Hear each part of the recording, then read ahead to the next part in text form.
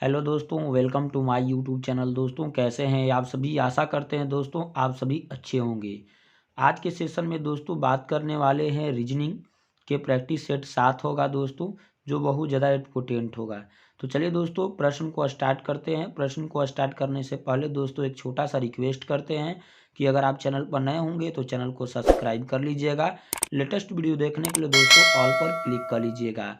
UP police 2002 में पूछा हुआ प्रश्न को मैंने दोस्तों क्या किया है, सेलेक्ट किया है, जो कई बार परीक्षाओं में पूछी गई है। तो चलिए दोस्तों पहला प्रश्न को स्टार्ट करते हैं। आज का आपका पहला जो प्रश्न है बहुत ज़्यादा इम्पोर्टेंट है। कह रहा है डी को 4 लिखा जाता है, यानी अल्फ़ाबेटिकल में डी जो होता है दोस्तों कितने पर होते हैं? अल्फ़ाबेटिकल में 4 पर होता है। क्लियर? और फिर बोल रहा है कि BAD 7 को, यानी BA और D तीनों को मिलाकर दोस्तों क्या लिख रहा है? 7 लिख रहा है। तो पहले ये समझना होगा कि D को तो अल्फ़ाबेटिकल में 7 लिख रहा है, क्लियर, लेकिन BAD को किस लॉजिक पर 7 लिख रहा है, पहले ये समझना होगा, क्लियर।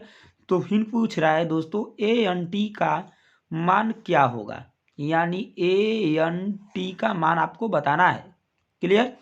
तो पहले आपको ये समझना होगा दोस्तों BAD पर लॉजिक क्या लागू हो रहा है, क्लियर। तो देखिए दोस्तों अल्फ़ाबेटिकल में अगर आप ध्यान से देखिएगा तो B का स्थान 2 होता है, क्लियर। अब A का स्थान क्या होता है अल्फ़ाबेट में दोस्तों? 1 होता है। और D का स्थान क्या होता है दोस्तों? D का स्थान तो यहाँ पर दे रखी है 4, तो 4 होता है, क्लियर। ऐसे नहीं अभी दिया रहेगा तभी बन जाएगा, क्लियर। क्योंकि A का स्थान 1 होता है, B का स्थान 2 होता है, C का स्थान 3 होता है, 4 का स्थान D होता है अल्फ़ाबेटिकल में। लेकिन ये दोस्तों लॉजिक 7 दे रखी है, यहाँ पर क्या दे रखी है दोस्तों? 7 दे रखी है। तो किस आधार पर दे रही होगी? तो पहले हम लोग जोड़कर देख लेते हैं दोस्तों। सभी संख्याओं को अगर जोड़कर देखते हैं तो 4 में 1 जोड़ देंगे तो 5, 5 में 2 जोड़ देंगे तो कितना हो जाएगा? 7 हो जाएगा। यानी किया क्या है दोस्तों, अल्फ़ाबेटिकल को लाइन से लिख दिया है, यानी नंबर सिस्टम में लिख दिया है अल्फ़ाबेटिकल को, और फिर अल्फ़ाबेटिकल को क्या किया है? जोड़ दिया है दोस्तों। किया क्या है? जोड़ दिया है। तो हम भी वही लॉजिक लागू करेंगे, लिखेंगे AN और T लिखेंगे, क्लियर। AN T लिखेंगे। तो दोस्तों A का स्थान क्या होता है अल्फ़ाबेटिकल में? 1 होता है। N का स्थान क्या होता है दोस्तों? N का स्थान 14 होता है, क्लियर है ना।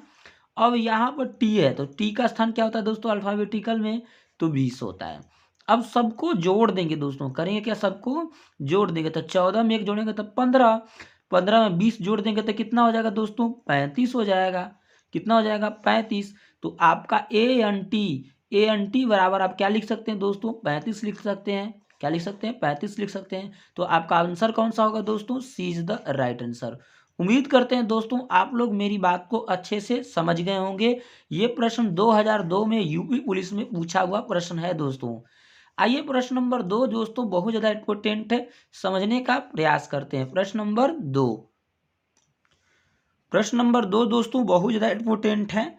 करा यदि किसी सांकेतिक भाषा में READ को H 5% और 6, यानी पहले लिखेंगे दोस्तों REAA और D। तो दोस्तों देखिए R को क्या लिख रहा है? R को H लिख रहा है। क्या लिख रहा है दोस्तों? R को H लिख रहा है, पहले बना लेंगे। E को क्या लिख रहा है दोस्तों? E को 5 लिख रहा है, क्लियर है। और A को क्या लिख रहा है? A को प्रतिशत लिख रहा है। और D को क्या लिख रहा है दोस्तों? D को 6 लिख रहा है। यहां तक उम्मीद करते हैं दोस्तों आप लोग मेरी बात को समझ रहे हैं। अब यहां पर दिया PAID पैड, यानी PAID को क्या लिख रहा है दोस्तों? तो P को लिख रहा है डॉलर। क्या लिख रहा है दोस्तों? डॉलर। इस तरह से देखिए ध्यान से। और A को क्या लिखा है? A को प्रतिशत लिख रहा है। I को क्या लिख रहा है दोस्तों? I को 4 लिख रहा है। और D को क्या लिख रहा है? D को 6 लिख रहा है, क्लियर।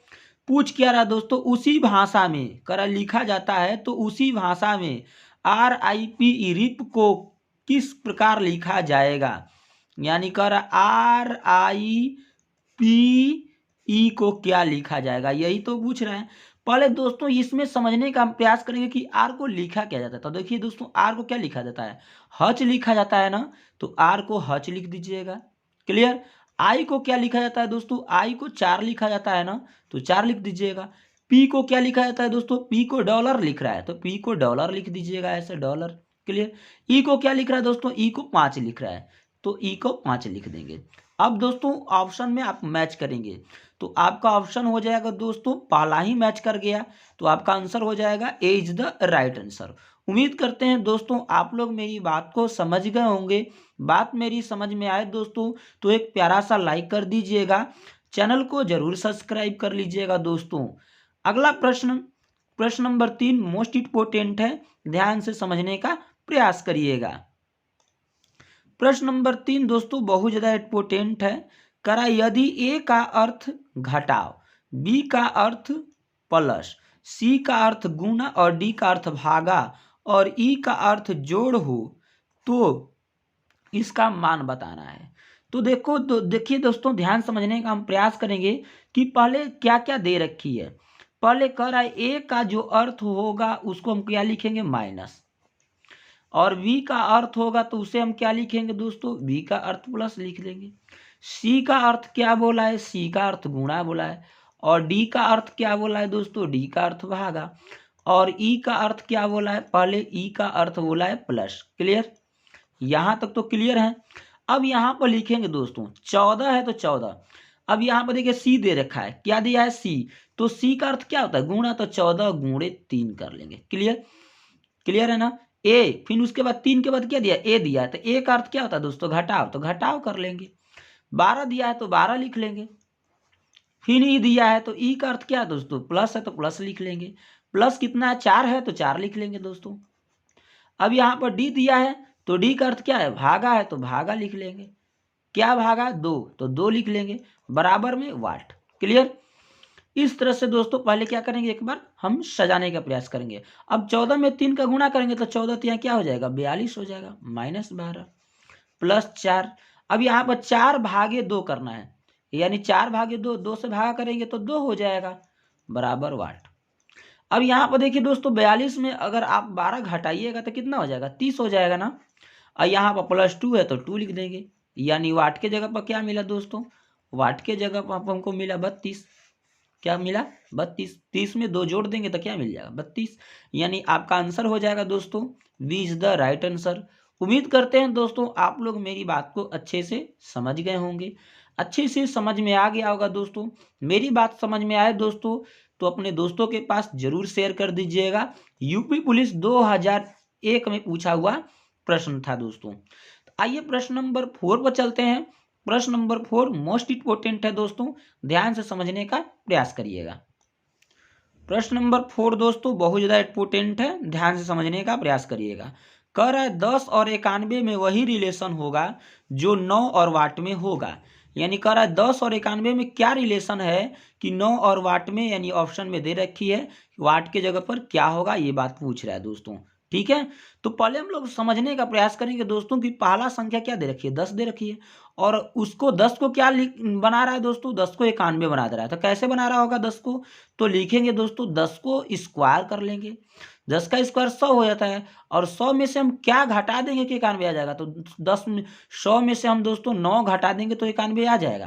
क्लियर, पहले देख लेते हैं 100 का, 10 का स्क्वायर करेंगे तो 100, 100 माइनस 9 कर लेंगे तो क्या हो जाएगा दोस्तों, 91 हो जाएगा। क्लियर है ना।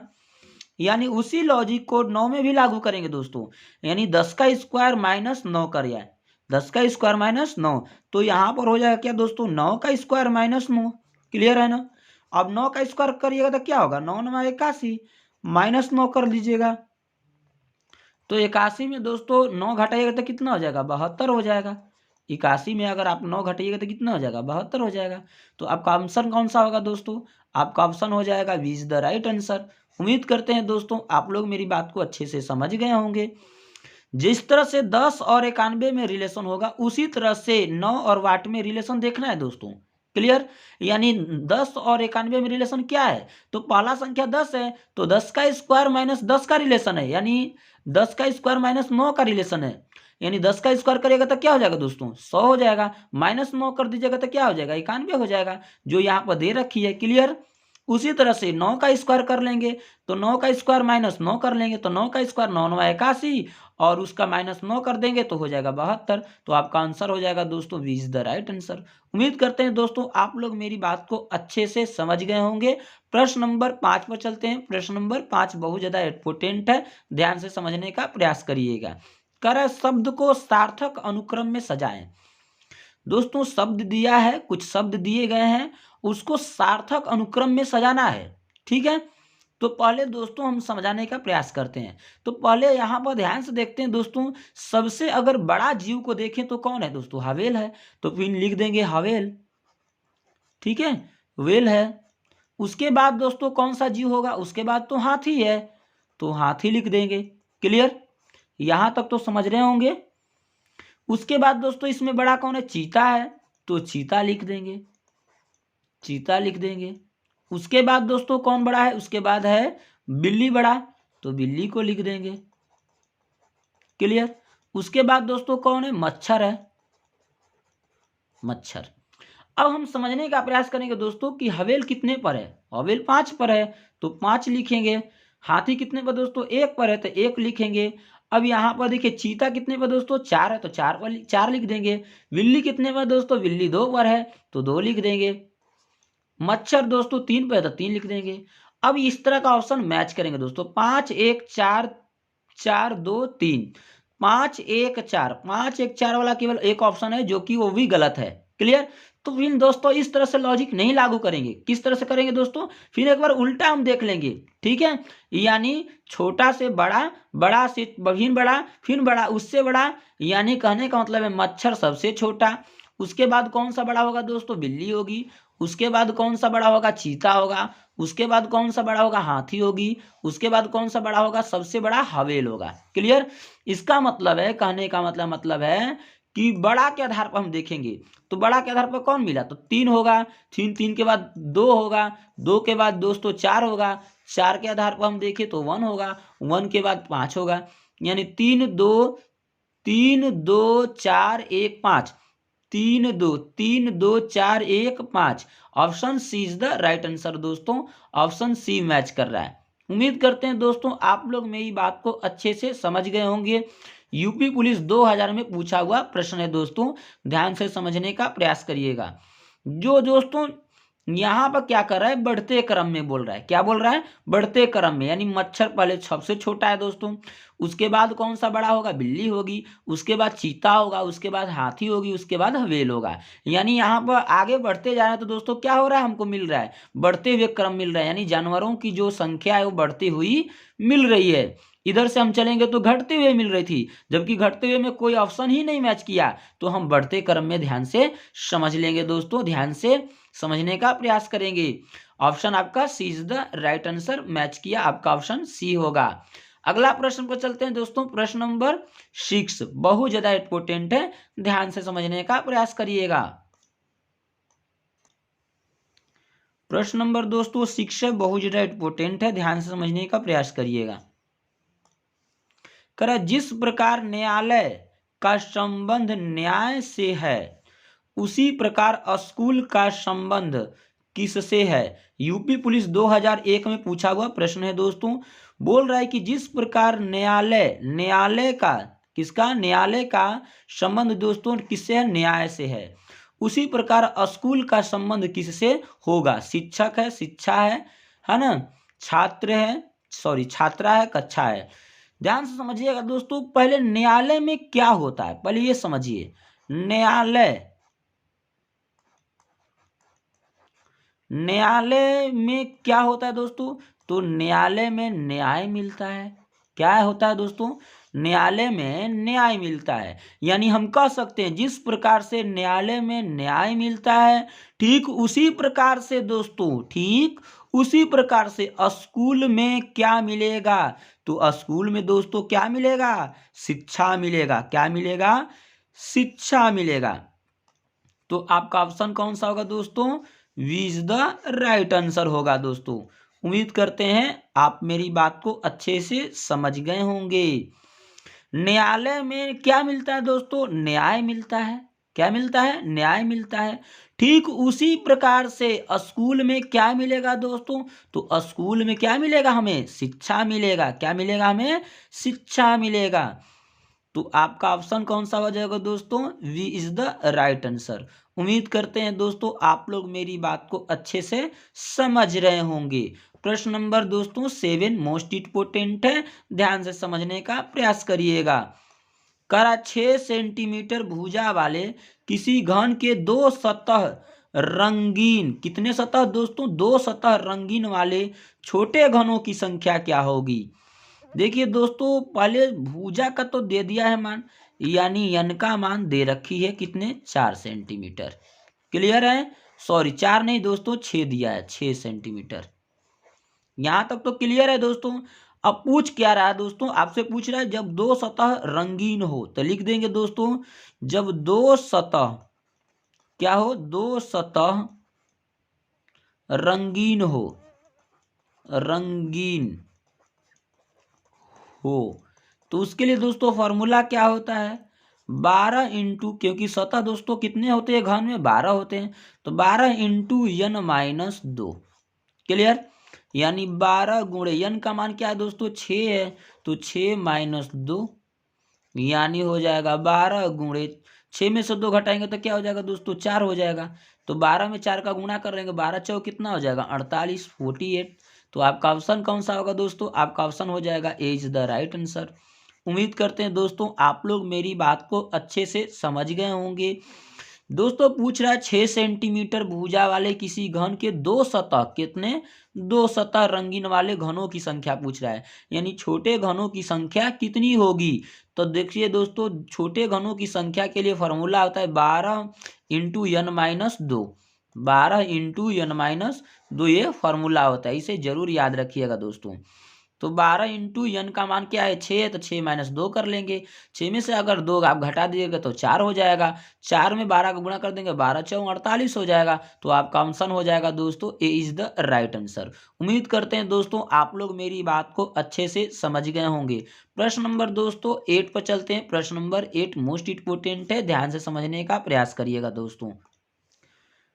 प्रश्न नंबर 8 करा दया का भाई अमित है, दया चंद्रा का बेटा है, बिमल चंद्रा के पिता है, तो अमित और बिमल से संबंध क्या है? यूपी पुलिस 2001 में पूछा हुआ प्रश्न है दोस्तों, ध्यान से समझने का प्रयास करिएगा।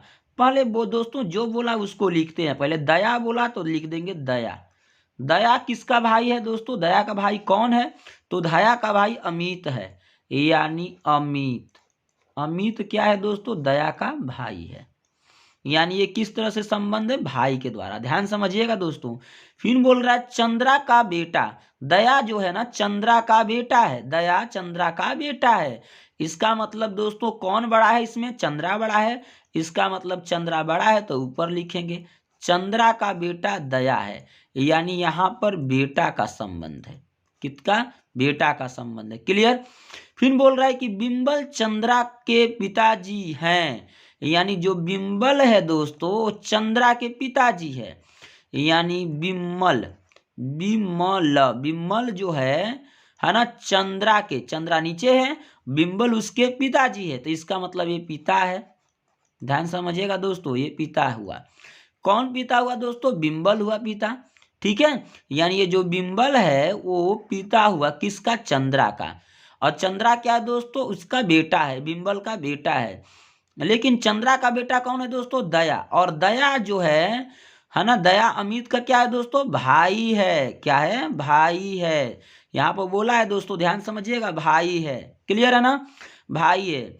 अब क्या बोल रहा है दोस्तों? ध्यान समझिएगा। फिर आपसे पूछ क्या रहा है? अमित क्या पूछ रहा है? आपसे पूछ रहा है अमित और बिंबल, अमित और बिंबल के संबंध पूछ रहा है। तो बिंबल ऊपर हुआ और अमित क्या हो गया दोस्तों? नीचे हुआ। तो देखिए दोस्तों इसके पिता, ये दया और अमित एक दूसरे के क्या है? भाई हैं। क्लियर है? भाई हैं। तो उसके पिता कौन है? चंद्रा ही तो है। उसके पिता कौन है? चंद्रा। तो उसके चंद्रा के पिता कौन है? बिमल है। इसका मतलब ये दोस्तों क्या हुआ? पोता होगा। दया भी पोता होगा और अमित भी पोता, क्योंकि एक दोनों क्या है? दोनों भाई है दोस्तों। क्या है? दोनों भाई। इसका मतलब पोता का रिलेशन हो रहा है। किसका? पोता का। तो आपका ऑप्शन कौन सा होगा दोस्तों? ए इज द राइट आंसर। उम्मीद करते हैं दोस्तों आप लोग मेरी बात को अच्छे से समझ गए होंगे। बात समझ में आए दोस्तों तो एक प्यारा सा लाइक कर दीजिएगा और मेरा वीडियो कैसा लगा कमेंट सेक्शन में जरूर बताइएगा दोस्तों। मिलते हैं नेक्स्ट वीडियो में एक नई वीडियो के साथ। जय हिंद दोस्तों।